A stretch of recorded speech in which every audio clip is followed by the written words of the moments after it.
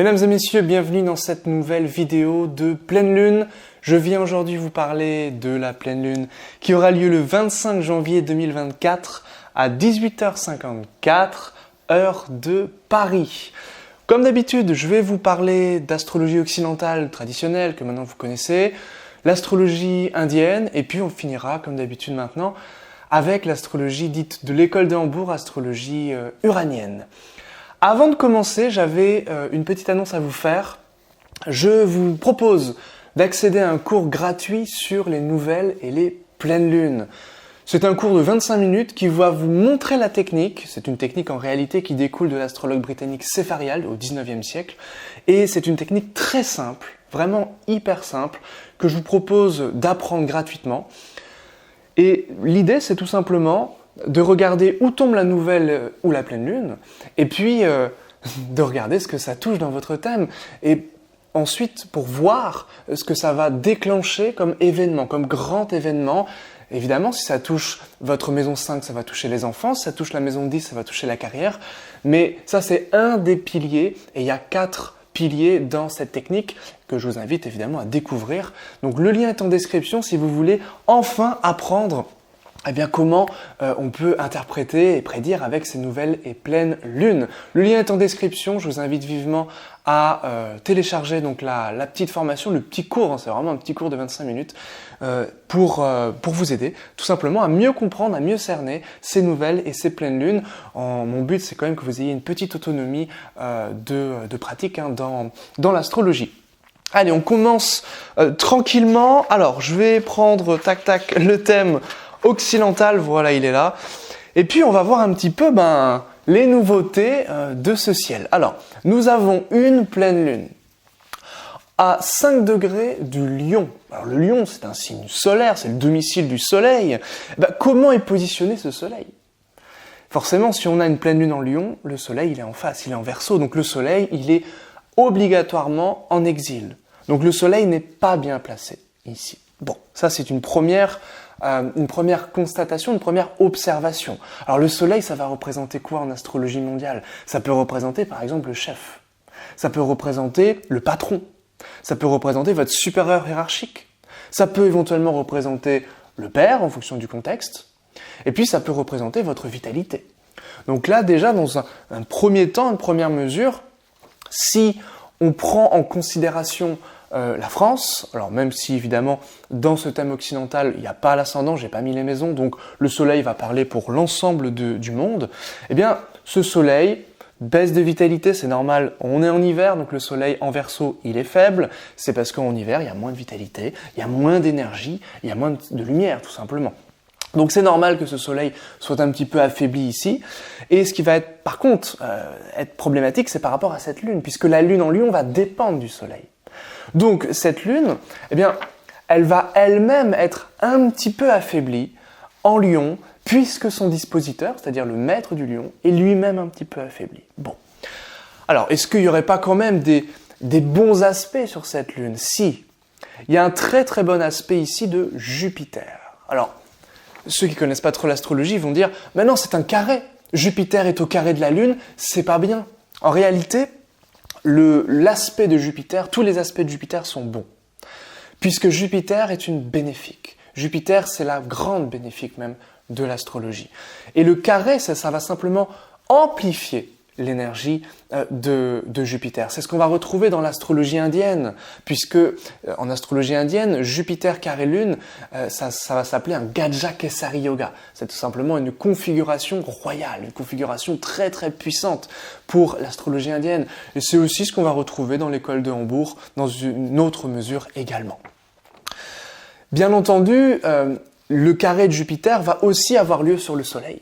C'est-à-dire que les deux luminaires, les deux sources de vie, les deux astres principaux de l'astrologie vont avoir une influence, vont être influencés par Jupiter, la grande bénéfique. Ça, c'est quand même une bonne nouvelle. C'est quand même une bonne nouvelle parce que, les dernières semaines, je vous ai quand même balancé des choses assez moroses sur le monde, sur la France également. Donc là, on retrouve peut-être un petit peu de bonhomie, un petit peu de joie avec ce Jupiter qui va être ici à 6 degrés du Taureau. Alors quand même, cette pleine lune en Lion, le Lion c'est quoi? C'est un côté solaire, c'est un côté je veux me montrer, je veux de la reconnaissance. Donc ça peut être aussi l'importance, en tout cas un enjeu, mais ici très personnel, très individuel, un enjeu de comment je peux rayonner, comment je peux aussi éclairer le chemin des autres si je rayonne déjà bien assez. Donc voilà des petites idées, des petits mots-clés, de l'inspiration avec cette lune en Lion. Le Jupiter, lui, il viendra donner beaucoup d'optimisme au projet, beaucoup de créativité comme ça au projet. Et puis il y a un petit côté, un petit facteur chance également. Qui va pouvoir bénéficier de ce facteur chance justement? Ça va être le premier décan du Taureau, premier décan du Lion, premier décan du Verseau, et puis premier décan également du Scorpion. Ça va être un petit peu moins puissant, mais on va quand même pouvoir en bénéficier pour les premiers décans Poisson, Cancer, Capricorne et Vierge. Voilà un petit peu les gens qui vont pouvoir bénéficier de cette énergie de Jupiter, d'optimisme, de joie. Alors bien entendu, Jupiter Soleil, là c'est vraiment l'homme heureux, hein, traditionnellement, en tout cas dans la symbolique naturelle, c'est l'homme heureux. La Lune, le Jupiter, c'est la femme heureuse. Donc ça peut nous parler aussi d'un mariage. Hein. Ça peut nous parler d'un mariage évidemment tout à fait littéral, c'est-à-dire voilà des personnes qui se marient par exemple des personnes célèbres qui se marient en France, c'est possible. Des célébrités qui se marient, bon, des choses tout à fait triviales, mais ça peut être aussi, évidemment, de manière très très métaphorique, très très symbolique. Ça peut nous parler ici d'union, de réunion, de choses prolifiques, de choses productives avec Jupiter. Et puis ça peut être aussi, on se réunit pour des choses en lien avec notre liberté. Et on va voir avec l'astrologie uranienne qu'effectivement, on va pouvoir être un petit peu privé de cette liberté, en tout cas en France, dans les prochaines semaines, et on verra un petit peu ce que nous réserve tout cela avec l'astrologie uranienne. Donc, voilà déjà avec ce Jupiter, que je voulais en parler, c'est quand même la planète ici qui est vraiment connectée au luminaire. On a une autre planète connectée au luminaire, cette planète c'est Pluton. Pluton qui vient d'entrer dans le signe du Verseau, il est à 0,09 ce Pluton. Alors on parle beaucoup de Pluton, Pluton qui va en même temps, à un moment donné, rétrograder aussi, pour retourner en Capricorne, et puis en Verseau, il va rester à un moment donné pendant une vingtaine d'années en Verseau, mais ce Pluton, il va être ici le 25 janvier, conjoint au luminaire. Et ce Pluton, eh bien c'est quoi? C'est tout simplement l'idée, en tout cas d'un point de vue personnel, c'est-à-dire individuel, c'est l'idée de décrypter des choses. C'est l'idée, vous savez, Mercure, c'est celui qui analyse, Pluton, c'est celui qui décrypte, c'est-à-dire celui qui lit des langages méconnus, des langages secrets, des langages inconnus, etc. Donc évidemment, il faut jouer avec cette symbolique ici, puisque ça peut nous renseigner également sur des transformations. On décrypte des choses qui nous transforment, ou tout simplement, ça peut nous renseigner sur des évolutions. Ça peut être, par exemple, ici, une évolution au niveau de l'autorité. Ça peut être une évolution dans la manière dont on peut rayonner, de manière très individuelle ici. Et puis bien entendu, ça peut être une évolution très forte, Pluton opposé à la Lune, au niveau émotionnel. Ici, c'est apprendre à gérer ses émotions et à faire que les émotions peuvent être extrêmement puissantes avec ce Pluton qui renseigne sur l'évolution des choses qui se transforment. Donc ici, ça peut être des émotions très fortes, des émotions en lien éventuellement avec des traumatismes, et également ou en lien avec la mort. C'est-à-dire que il peut y avoir des choses très fortes au niveau de la mort et chacun va pouvoir essayer de travailler un petit peu sur ces caractéristiques, surtout les premiers décans Verseau, premier décan du Lion, premier décan du Taureau et premier décan du Scorpion. Donc voilà un petit peu des petites idées avec ce Pluton. Le Saturne à 5 degrés des Poissons, il n'a pas beaucoup bougé depuis la dernière fois. Saturne, lui, il va surtout être en lien avec Vénus et en lien aussi avec Jupiter. Alors, bien sûr, ce Saturne peut freiner un peu Jupiter. Bon, après, c'est un bon aspect, c'est un aspect de sextile. Et puis, surtout, Saturne est reçu par Jupiter, c'est-à-dire qu'il occupe le domicile de Jupiter. Donc ici, il n'y a pas vraiment de problématique sur cet aspect Saturne-Jupiter. Simplement, ça va venir limiter un petit peu, recadrer un petit peu, c'est son rôle à Saturne de recadrer, restructurer l'optimisme un petit peu excessif de Jupiter. Ici en Taureau, qui est un signe aussi fertile, domicile de Vénus, exaltation de la Lune. Donc, Jupiter qui croit que c'est l'abondance, Saturne il va structurer tout cela. Donc ça va être aussi assez intéressant. Donc des réunions, souvenez-vous, le mariage, Lune, Soleil, qui va être en lien avec de l'optimisme, des projets, de la productivité, des choses en lien avec le lion, donc des choses créatives, constructives, peut-être en rapport avec l'art aussi dans le monde, et puis Saturne qui vient restructurer un petit peu tout cela. Ça peut nous parler aussi éventuellement des maisons d'édition, des maisons de disques, voilà, des éditeurs, des producteurs, et toutes ces personnes qui ont un rapport avec la musique, qui ont un rapport avec l'art de manière aussi générale, ou le monde du cinéma. Tout ça, ça peut être très, très puissant avec ce lien entre Saturne et Jupiter. Donc Saturne, de manière plus personnelle, c'est la persévérance, c'est les gens qui vont finaliser des projets. Et puis évidemment avec du travail, beaucoup de travail, ça c'est Saturne. Donc premier décan des Poissons, du Sagittaire, des Gémeaux et de la Vierge. Énergie Saturne extrêmement puissante en ce moment. Donc vous allez pouvoir, comme il y a un aspect de Jupiter à Saturne, vous allez pouvoir bénéficier, vous, de ces énergies, de finaliser des choses avec un projet où on peut réaliser ses désirs, où on peut aller au bout et avoir quelque part j'allais dire des honneurs, une grâce, parce que Jupiter, c'est ce qu'il régit tout simplement ici, vis-à-vis des projets, vis-à-vis éventuellement de l'immobilier, parce que Saturne régit l'immobilier également. Quoi d'autre? Eh bien oui, Saturne va être en lien avec Vénus. Alors là, par contre, ça peut freiner un petit peu tout le côté sentimental. Il peut y avoir un éloignement vis-à-vis de la sphère sentimentale, puisque Saturne n'est jamais très très bien loti avec la sphère émotionnelle, la sphère sentimentale. Bien entendu, Saturne est reçu par Vénus et Vénus est reçue par Saturne, tout simplement parce que Vénus est en Capricorne, elle vient entrer en Capricorne à 2 degrés. Donc, Saturne, c'est son domicile, et puis Saturne, il est en Poisson, c'est l'exaltation de Vénus. Donc c'est un excellent aspect avec réception mutuelle, s'il vous plaît. Donc là, on est quand même sur des choses très très belles quand même.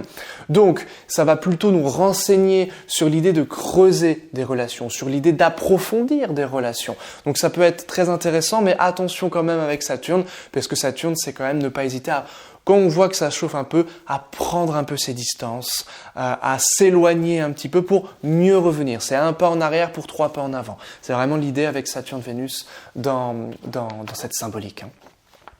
Mercure-Mars. Alors là, attention, Mercure va être conjoint Mars. Il y a beaucoup de choses à dire ici. À 15 degrés le Mars du Capricorne et 14 degrés le Mercure en Capricorne. Donc, conjonction presque de même degré, le Mercure va rattraper le Mars. Bon, ça évidemment, ça chauffe. Ça chauffe beaucoup au niveau de la communication, au niveau des médias. Il peut y avoir beaucoup de véhémence, beaucoup de scandales au niveau des médias. Et puis évidemment, le Mars, il est ici extrêmement puissant, il est dans sa place la plus forte. C'est ce qu'on appelle l'exaltation. Mars exalté, ça donne une véhémence, une violence inouïe, ça donne des choses extrêmement brutales. Donc là, ça va être au niveau des mots. Donc attention à ce que vous allez dire. Bien entendu, si le but, c'est de mettre les points sur les i et de faire du dégât, c'est la meilleure configuration possible. Si le but, c'est de défendre quelqu'un parce que vous êtes avocat et que vous voulez défendre votre paroisse, etc., c'est la meilleure configuration possible pour gagner. C'est aussi intéressant pour persuader, convaincre, mais c'est très malvenu ou très délicat au niveau, par exemple, de l'harmonie générale.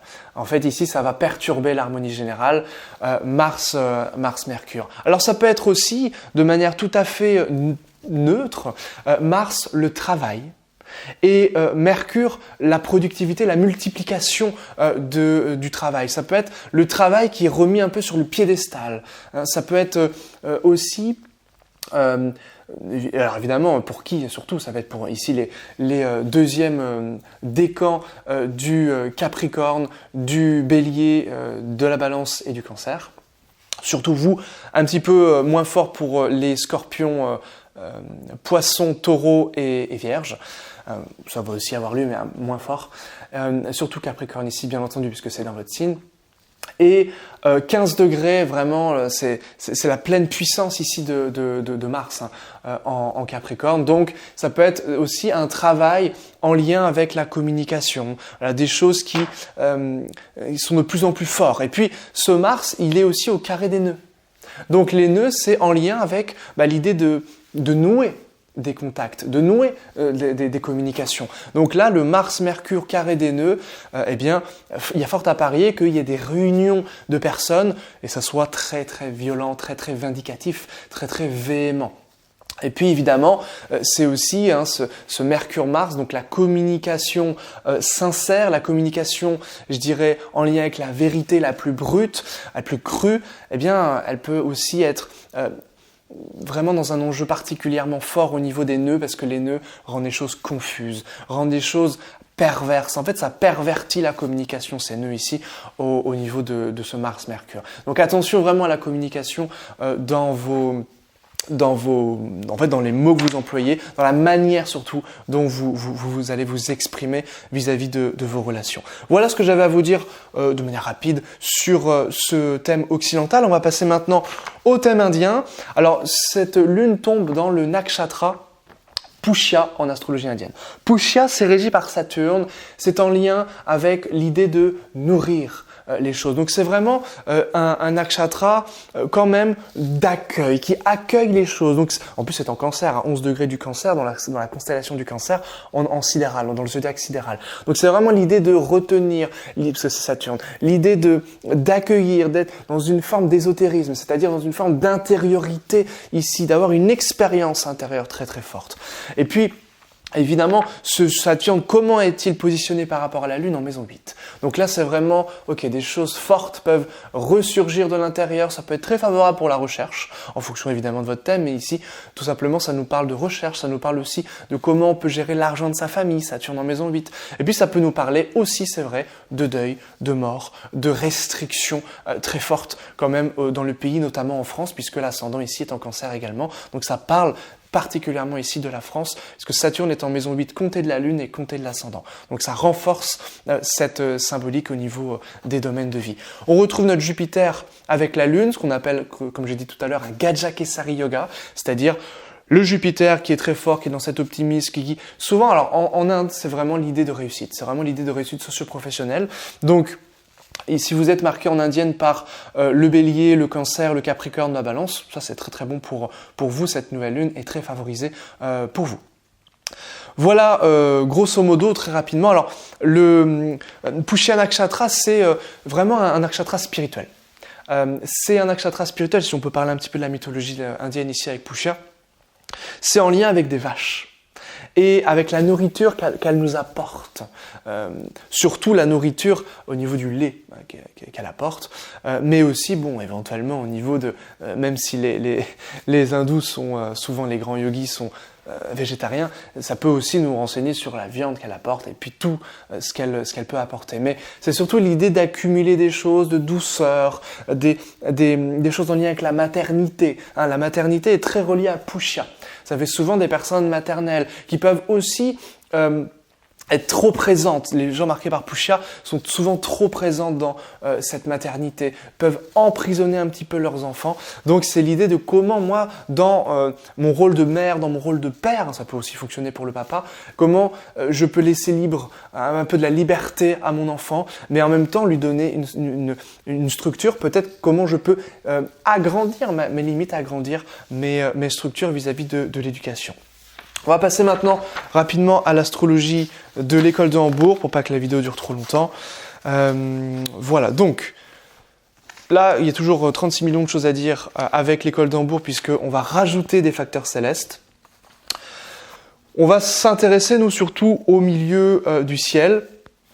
Alors, chose intéressante avec le milieu du ciel ici, puisque ça va parler des Français. Nous voyons Mercure, Chronos. Mercure, c'est le jeune, Chronos, c'est le chef. Évidemment, ça va nous parler du Premier ministre, c'est-à-dire d'une personne jeune qui est au pouvoir. On le voyait déjà, alors dans la nouvelle lune, j'avais parlé des jeunes qui prenaient le pouvoir. Voilà, j'étais pas très loin, mais c'était pas ça. C'était un jeune au pouvoir. Et là, ça nous reparle de la même chose. Mercure Chronos, ça nous reparle de un jeune au pouvoir, ou bien ça peut être aussi des jeunes qui décident de créer quelque chose ayant une autorité. Ça peut être des entrepreneurs, ça peut être des entrepreneurs qui font parler d'eux, des Français notamment entrepreneurs qui font parler d'eux. Tout à fait possible d'avoir cette symbolique-là, cette interprétation-là. Et puis évidemment, ça peut être des Français en lien avec un nouveau chef ou aussi des idées nouvelles qui vont avoir un impact direct sur les Français, puisque Mercure Chronos, c'est aussi des idées grandes, fortes, des idées nouvelles qui peuvent bouleverser également la vie des Français.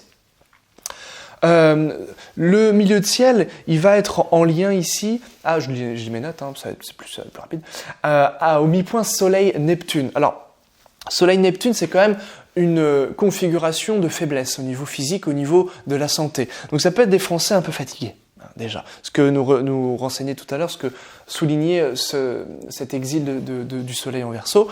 Donc, il y a aussi une idée d'être un peu influençable. C'est-à-dire que c'est pas le meilleur moment pour prendre des décisions importantes pour nous les Français, parce que on est fatigué, on peut être dans l'illusion, et puis le Soleil c'est aussi la conscience, et Neptune brouille un petit peu les pistes. Donc ça c'est pas terrible. Par contre, ça peut être quand même bon pour le ressenti des choses, qui peuvent être amplifié. Ça peut être très bon pour l'intuition, pour l'inspiration, par exemple pour la créativité, pour la création.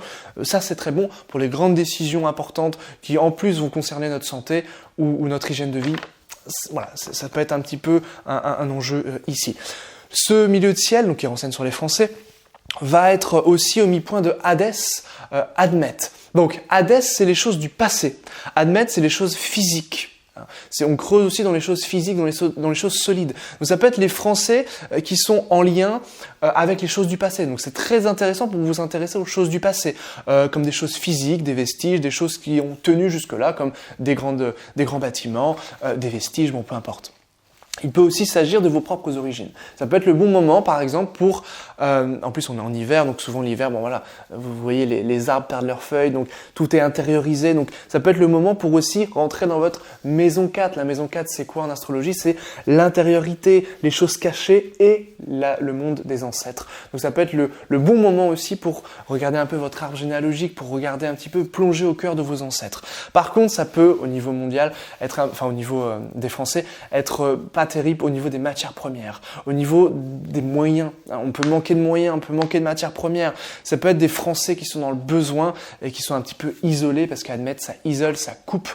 Hadès, c'est des Français qui galèrent, des Français qui sont un petit peu, ça peut être des mendiants, ça peut être des morts de mendiants, ça peut être des choses qui sont plus difficile ici au niveau des personnes âgées, au niveau des personnes sales, comme des mendiants, des personnes qui ont du mal en fait à s'en sortir, des pauvres en fait ici. Donc ça c'est quand même quelque chose de plus difficile, ça peut être une accentuation quand même de la pauvreté en France. Point vernal Pluton. Alors, le point vernal, c'est l'image, c'est le monde, c'est comment on nous perçoit, et puis c'est aussi le caractère un peu mondial, et puis ça peut être Pluton avec une transformation, ça peut être éventuellement une transformation de l'image des Français un petit peu dans le monde, une transformation qui peut être tout à fait éphémère, mais ça peut peut-être éventuellement avoir un rapport avec les JO, avoir un rapport éventuellement avec un changement de gouvernement, bon on verra. Mais ici ça peut être aussi des changements collectifs, point vernal la collectivité, Pluton des changements qui impactent directement les Français. Et les Français doivent s'adapter, Pluton, à ces changements. Donc ça peut être des changements qui concernent, évidemment, après on fait tout un dialogue avec toutes ces configurations.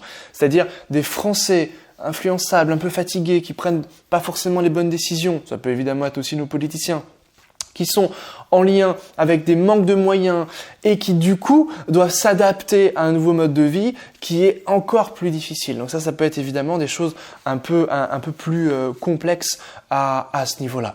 Et puis si on creuse un peu et qu'on prend, alors je vais pas vous le montrer mais je vous le dis quand même entre parenthèses, si on prend la route 2230, on a quand même ce milieu de ciel qui est en lien avec Saturne-Uranus. Donc là, Saturne-Uranus, c'est intéressant parce que Saturne, c'est le monde traditionnel ancien, Uranus, c'est le monde du progrès, notamment scientifique, technologique. Donc ça peut être un schisme, ça peut être un choix, l'idée qu'on peut choisir, ou qu'on doit entre guillemets un petit peu choisir. Alors ça peut être une illusion parce qu'il y a quand même Neptune pas très loin de tout cela.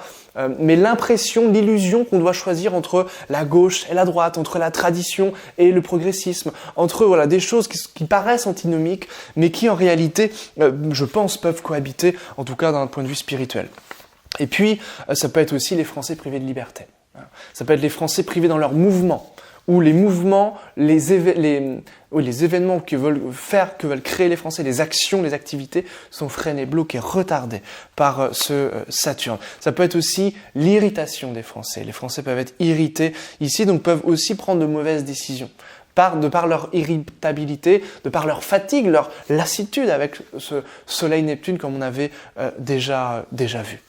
Voilà des petites choses ici. Alors, le milieu de ciel est aussi au mi-point du nœud nord Hadès. Le nœud nord, eh bien, ça peut être le groupe. Hadès, ça peut être des groupes en lien avec le passé. Ça peut être des gens qui s'intéressent au passé, à l'archéologie, à l'histoire. Donc ça peut être très intéressant à ce niveau-là, mais ça peut être aussi des groupes malfamés. C'est-à-dire des personnes qui peuvent, par exemple, être des drogués. On peut parler, par exemple, des drogués. Ça peut être une augmentation du nombre de drogués en France. Ou en tout cas, on en parle dans les médias, puisque ce milieu de ciel va être aussi en lien avec Mercure, donc on va parler beaucoup de ces choses-là. Et puis on va parler aussi de Chronos, donc forcément du pouvoir beaucoup durant cette pleine lune qui sera valable donc pendant 29 jours, hein, donc du 25 janvier 2024 au 23 février 2024. Voilà ce que j'avais à vous dire pour cette pleine lune. Donc une pleine lune mitigée, mais on va quand même pouvoir bénéficier des énergies d'inspiration puissantes ici avec Neptune et avec Jupiter. Voilà, n'hésitez pas à télécharger, à prendre le cours gratuit qui est en description pour apprendre à bien comprendre les nouvelles et pleines lunes dans votre thème. N'hésitez pas à liker, à partager la vidéo, à vous abonner et puis je vous dis à très bientôt pour une nouvelle vidéo et du prochain contenu. Bye bye.